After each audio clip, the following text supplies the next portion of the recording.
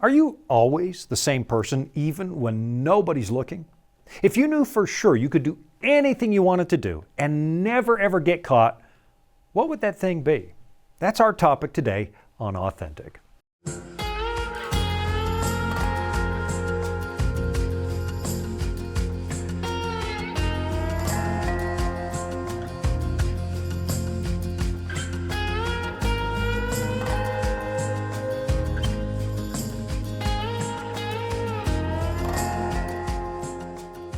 Gene and I recently took a trip to the city of Athens, which of course is one of those historically important places where thoughts and culture actually went viral thousands of years ago.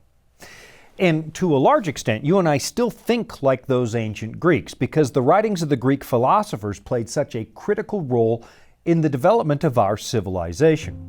For example, it had a profound impact on the growth of the Christian church. In the beginning, when the Christians started to contrast biblical thought with the ideas of the Greeks, and then again later as we moved into the 4th and 5th centuries, when there was an awful lot of effort by some Christians to harmonize their thinking with pagan thinking. And that kind of was both a good and bad development, depending on how you look at it. You see, on one hand, Christianity really took root in the Greek-based cultures, which was quite a feat because if you remember, Paul said the gospel was a really tough thing for a Greek mind to accept. For Jews demand signs and Greeks seek wisdom, he wrote, but we preach Christ crucified, a stumbling block to Jews and folly to Gentiles.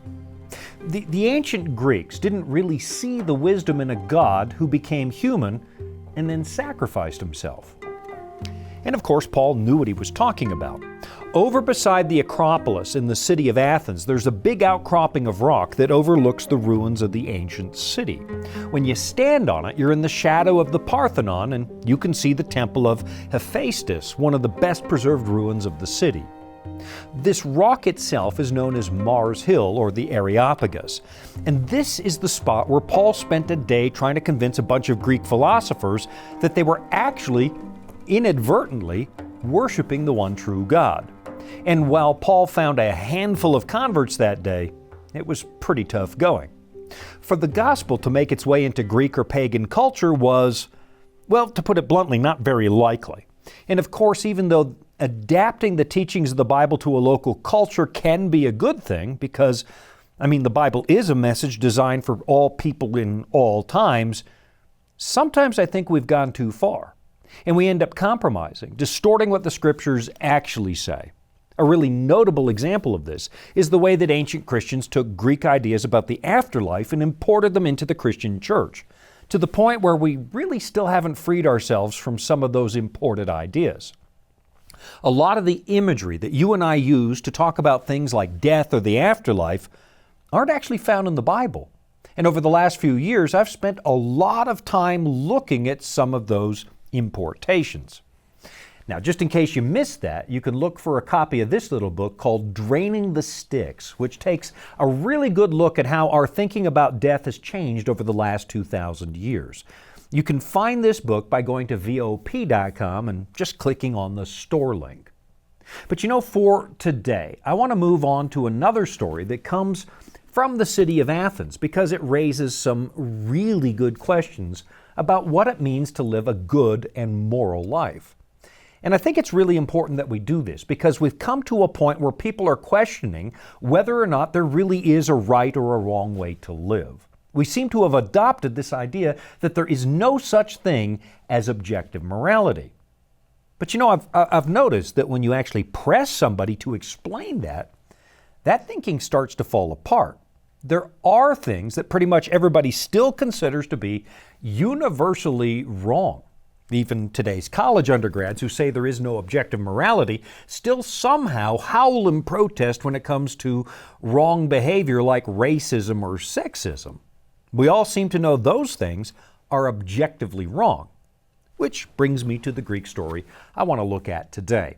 Most of you were probably forced to read Plato's Republic in school, and I still have the copy I was required to buy as a first-year philosophy student.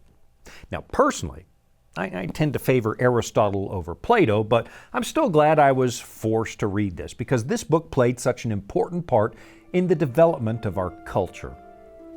At the beginning of Book 2, we find this guy named Glaucon who tells the story of Gyges the shepherd, a man who wandered into a cave that suddenly appeared after an earthquake. And in the cave he discovered the corpse of an ancient giant wearing a ring. He figured that the dead giant no longer needed the ring because, after all, he's dead, so Gyges took it. Then later on, at his monthly shepherd's meeting, he was playing with the ring, twisting it this way and that, until it suddenly made him invisible. Now, this was in the day before DNA testing or fingerprinting, so Mr. Gyges realized that he could now do really bad things and probably get away with it. So what did he do? He made his way to the palace where he had an affair with the queen and murdered the king. And of course, it's just a story. It's an ancient thought experiment. It didn't actually happen because you and I both know there's no such thing as a ring of invisibility. But it does raise some really important questions. For example, what would you do if you knew for sure that nobody would ever know? Nobody's ever going to see you, nobody's ever going to know you did it, and you would be completely invisible. Now, I'll admit that when I was a kid, I dreamed up all kinds of things I could do if I was invisible. I'd sneak into people's houses and listen to their conversations, or I'd walk into a bookstore or some other shop and just take whatever I wanted. I could walk into the Oval Office and sit on the couch and listen to the president's conversations with foreign heads of state. I could go places where kids were forbidden and nobody would ever know.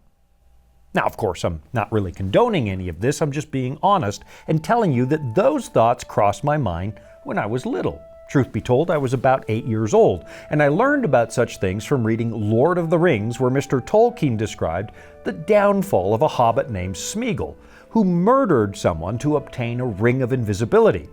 But owning it actually turned him into such a hideous creature that he had to go live in isolation.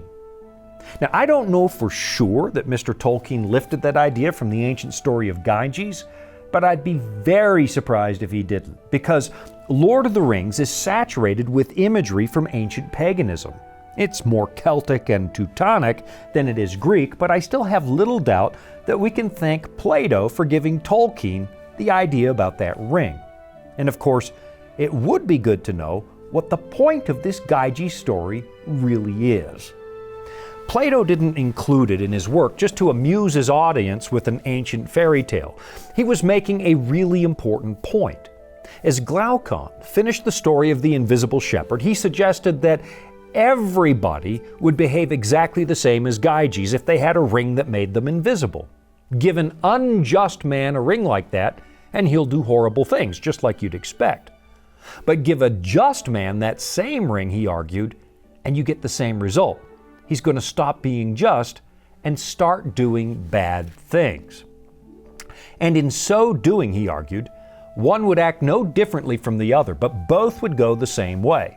And yet someone could say that this is a great proof that no one is willingly just, but only when compelled to be so.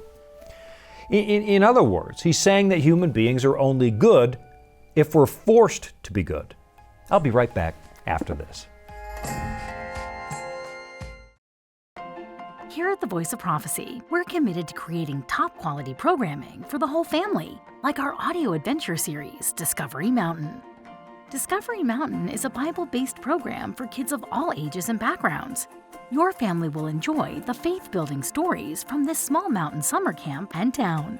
With 24 seasonal episodes every year and fresh content every week, there's always a new adventure just on the horizon. Right before the break, we were discussing the story of Gyges, this humble shepherd who discovered an invisibility ring. And he used it to do things he'd never do if somebody was actually watching. Plato included that story in the Republic as a way of exploring the nature of justice and morality. The argument that one of his characters makes is that you and I only behave in a just and moral fashion if we're forced to. And of course, that does raise a really big question. Is morality really just a matter of coercion? I mean, if you look at the way we've structured our society, you'd almost have to think that Glaucon had a point. I mean, we've got laws for absolutely everything, and they're designed to keep people from harming or taking advantage of others. And if human beings were naturally good, why would we need so many laws? Why would we need harsh penalties to prevent crimes like theft or murder? Why do we have to keep going back to the drawing board every time somebody finds a new loophole in our laws? And why do people try so hard to find those loopholes in the first place? I mean, let's take the example of a computer hacker. In the early days of personal computing, it really wasn't that hard to cause problems. I remember when I was a high school student, there was this piece of software called Locksmith, which allowed you to make copies of protected software. That in itself is an illustration of what I'm getting at. It was illegal to steal software, and somebody went to great lengths to circumvent those protections. But then a friend and I took it one step further. We made a phony copy of Locksmith that looked like it was making a copy of some software. But in reality, it was quietly destroying all the data on every drive in your entire system. Now, of course, at 14 years of age, we figured that was really funny. And we also figured it was just desserts for anybody out there trying to break the law. In reality, we were just being teenage jerks, laughing as we imagined the faces of the people who suddenly realized they'd just lost everything. But here's the real point. Back in the beginning of personal computing, somebody like me could cause trouble because home computers were really pretty simple. Move forward 40 years, though, and it becomes a lot more sophisticated. Why? Well, it's because of the sheer determination of evildoers. Every time we find a way to make our computers more secure, there's always somebody out there who finds a workaround. And every time you figure out how to keep your identity safe, someone's going to find a new way to steal it. But those are evil people, right? And you would never do it. Except that, remember, Plato argued that everybody would do these things if they could, if there were no constraints. Invisibility allows you to break the law and get away with it. And it also allows you to circumvent social pressure. If nobody knows you're doing something wrong, then they can't use shame to make you feel uncomfortable. Now, all of this raises a really important question. And that question is this: who are you? I mean, really? Are you exactly the same person when nobody's looking? Or is your public persona different from your private one because of social pressure? What would you do if you couldn't be caught? Or what would you do if you possessed so much power that nobody could stop you? Tragically, we don't have to look all that far to actually find those kinds of people.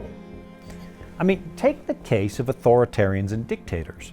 They start out by lying, telling people they want to improve life for everybody. And as long as they need people to stay in power, they keep making those kinds of promises, and they might even keep some of them. But if they get to the place where their power is completely secure, you're likely going to see their behavior suddenly change. It just seems there's this essential flaw in our human character that takes over as soon as legal and social constraints disappear. Sometimes these people promise to make society more equitable, hoping you'll support their rise to power. And then they succeed by making everybody equally poor and miserable, while they themselves become incredibly wealthy. High-ranking party members get a really good life. They have cars and nice houses and a great deal more freedom than the little people they govern.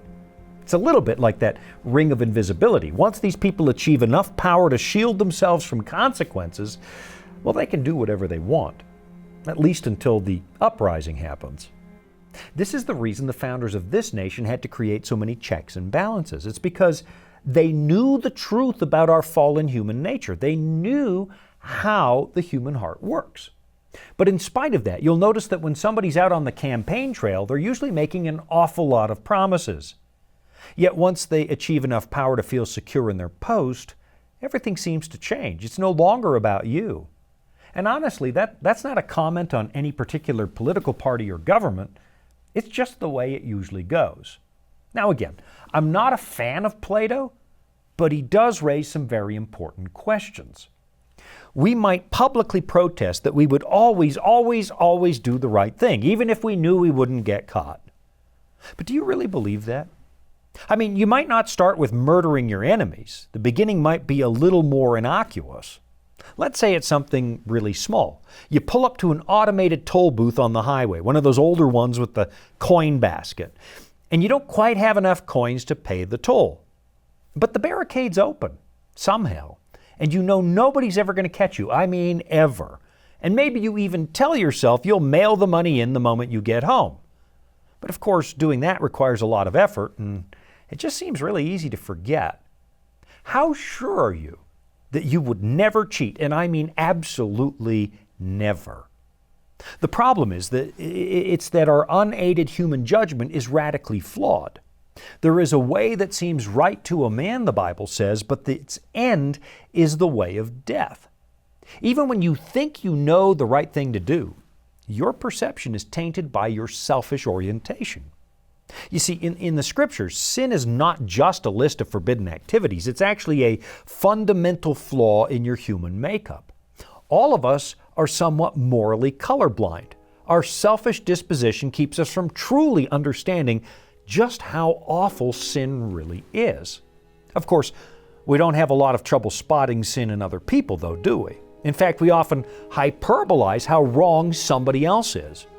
But at the same time, we have this tendency to downplay our own transgressions. When somebody else does something, wow, that's horrible. But when we do it, well, there always seems to be a reason you had to do it. So I guess in some ways, that means that you and I are already wearing an invisibility ring. It's not actually hiding you from other people, it's hiding you from yourself. It's taking the very worst parts of your character and obscuring them to the point where, well, you think they're great. I mean, if you're unnecessarily argumentative and combative, you just tell yourself you're in search of the truth.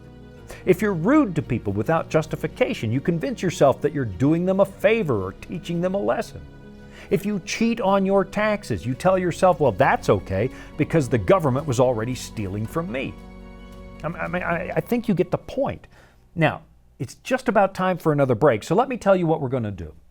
I'm going to show you a remarkable passage from the Bible that vividly describes why we're so attracted to the wrong things and gives us a really good reason to behave in a moral way, even when nobody's looking. And oddly enough, it's a passage that a Greek philosopher probably would have loved because it describes the importance of pursuing wisdom, which was the Greeks' number one obsession. But I don't have time to kick that ball down the field right now, so I'm going to take a really quick break. And that means I'll have a few seconds where you can't see me and I can do whatever I want. I'll be right back after this. Life can throw a lot at us. Sometimes we don't have all the answers. But that's where the Bible comes in. It's our guide to a more fulfilling life. Here at the Voice of Prophecy, we've created the Discover Bible Guides to be your guide to the Bible. They're designed to be simple, easy to use, and provide answers to many of life's toughest questions. And they're absolutely free. So jump online now, or give us a call and start your journey of discovery. The first thing I do every day early in the morning is to slip into my little study by our bedroom and spend some time reading my Bible. And recently I was working my way through the book of Proverbs, which has some passages that would have really resonated with the Greeks. You see, the Greeks personified the concept of wisdom as Sophia, which is how philosophy actually got its name. It's philo, or love, combined with Sophia, which is wisdom or knowledge. Philosophy is literally the love of wisdom. And the book of Proverbs kind of uses some of the same imagery to teach us about God's wisdom. The Bible describes wisdom as a woman who calls to us, invites us. But then it tells us we have another suitor, a seductress who wants to indulge in selfish desires instead. So, in Proverbs chapter 5, we find some advice that on the surface appears to be about marriage. And it's really good advice. It's telling us to be faithful to our spouses, but then warns us of the terrible consequences that follow infidelity. On the surface, it seems to be talking about sexual purity, but at the same time, it's telling us to be faithful to the wisdom of God. Let's just read a little bit of this, starting at the top of Proverbs chapter 5, where it says, "My son, be attentive to my wisdom. Incline your ear to my understanding, that you may keep discretion, and your lips may guard knowledge." So, let's think about the fact that this wise king is being so very careful to tell his son to be wise. And if the world wasn't a morally dangerous place, think about this, he wouldn't have to give that advice. But the king knows the same thing Jesus taught. The narrow road to the kingdom is much more difficult than the wide and easy road that leads to death. He continues with a vivid description of just how attractive bad thinking can seem. He says, "For the lips of a forbidden woman drip honey, and her speech is smoother than oil. But in the end she is bitter as wormwood, sharp as a two-edged sword. Her feet go down to death. Her steps follow the path to Sheol. She does not ponder the path of life. Her ways wander, and she does not know it." So in a way, this is kind of another invisibility ring. The wise man is telling us that the price of wicked living is much, much higher than you think it is, and someone has made the price tag invisible. The wrong decision can be very attractive because it serves our selfish impulses, but it's always going to leave a really bad taste in your mouth. Wickedness, the wise man tells us, does not ponder the path of life. You see, your life is supposed to follow a designated path. There is a reason for your existence and a goal for you to obtain in the time that you have on this planet. Godly wisdom gives you a safe path through a morally hazardous landscape, and it provides deep and lasting satisfaction because you're now living the way that humanity was designed to live. You're actually living an authentic life. But when you and I cave into our baser instincts, when we live as if we're never going to have to answer for our crimes, that actually robs our life of purpose. Wicked behavior never takes into account the path you were supposed to walk or the destination you're supposed to arrive at. It's completely blind and meaningless. You might accomplish some tiny selfish purpose in the short run, but you'll be wandering in a moral wilderness, wondering why your life is so, disappointing. By contrast, here's what we find in the previous chapter where it says, "Get wisdom, get insight, do not forget, and do not turn away from the words of my mouth. Do not forsake her, and she will keep you. Love her, and she will guard you." The beginning of wisdom is this: get wisdom, and whatever you get insight. Prize her highly, and she will exalt you. She will honor you if you embrace her. She will place on your head a graceful garland. She will bestow on you a beautiful crown. It's telling us that godly wisdom will help you find the meaning of life. It's not the easy path, which is why we're told we have to pursue it, to fight our animal instincts. But it will be worth it, the Bible promises. It says she will bestow on you a beautiful crown. So if you think about it, the book of Proverbs actually affirms what Glaucon was saying. All of us behave badly if nobody's looking. It's our basic fallen human nature. And in thousands of years, we haven't had a lot of luck when it comes to changing that nature. It's the reason we have so much pain and suffering in this world. We seem helpless to change our basic selfish orientation. And worse than that, a lot of the time, we don't even want to change it. But then the Bible holds out this very attractive alternative. There's an external reference point that can help us overcome our moral blindness. It can pull evil out from behind its hiding place and expose it for what it is. The God who created us in His own image, this image that we have distorted so horribly, He's offering to coach you with a better way to live.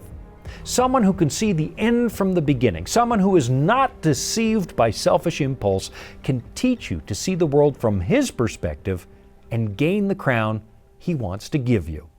I'll be right back after this.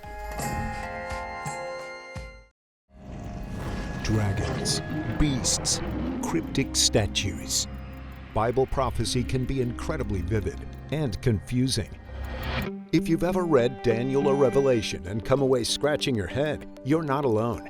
Our free Focus on Prophecy guides are designed to help you unlock the mysteries of the Bible and deepen your understanding of God's plan for you and our world. Study online or request them by mail and start bringing prophecy into focus today.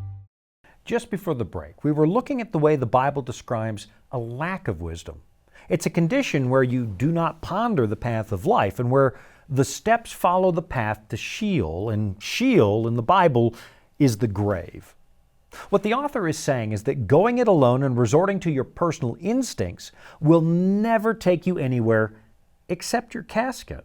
Now, of course, all of us are headed for the grave one way or the other, but what the book of Proverbs offers is a better, more satisfying way to live, a more authentic life.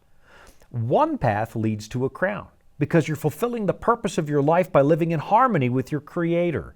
But the other path, it's aimless, always seeking pleasure in a wrong-headed attempt to attach some kind of meaning to your existence. And at the end, there is no crown. There's just a hole in the ground. The problem we face is that our pride never seems to admit that we aren't self-sufficient. I mean, not really. We like to tell ourselves that our understanding of the world is enough. But down in verse 11, it shows us the end of that kind of thinking, where it says, "And at the end of your life you groan when your flesh and body are consumed." So let's imagine for a moment that you really do have the ring of Gyges and you can make yourself invisible. Nobody's ever going to know what you did. I would still submit that character matters because you were made in the image of God with a specific purpose. Live as you please, do what you want, and you're still going to wind up in a very hard place. You might never face criticism from people, you might never see the inside of a prison, but at the end of your life you will groan, and the person you were supposed to be will be consumed by evil. Here's what it says in verse 12. "And you say, 'How I hated discipline, and my heart despised reproof. I did not listen to the voice of my teachers or incline my ear to my instructors.'" I mean, let's just admit it. None of us likes to be told how to live. And there's a reason that so many of us find this story about an invisibility ring so, compelling. It sparks our imagination. You see, at some level, we all understand that we behave in a good fashion because we're told to, and there are consequences if we don't.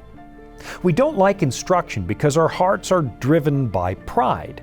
And if we're really honest, we'll admit that we all kind of hate discipline. But the price of ignoring God's wisdom, it's a lot higher than just swallowing your pride and admitting to God that you could use a little help. He dies for lack of discipline, the writer tells us, and because of his great folly, he is led astray. So maybe let me wrap this up by saying this, and let's just be honest. Some of you avoid this book. Some of you avoid the Bible because, you hate discipline and you really despise reproof. I get it. It's not comfortable. It's not comfortable to find out that you're doing life wrong. But some of you have now lived long enough that you are starting to regret doing life your own way. You're starting to realize just how flawed your reasoning has been over the years. So let me suggest to you right now that even though it might be late in your life, it's actually not too late to open this book and find out what God would have you do with the time that you've got left. I'm Shawn Boonstra. Thanks for joining me. This has been another episode of Authentic. You want to help more people see Authentic for free? Like, comment, and subscribe, and share this episode. That tells the algorithm you really like the show, which in turn recommends Authentic to a lot more people. Thanks for your support.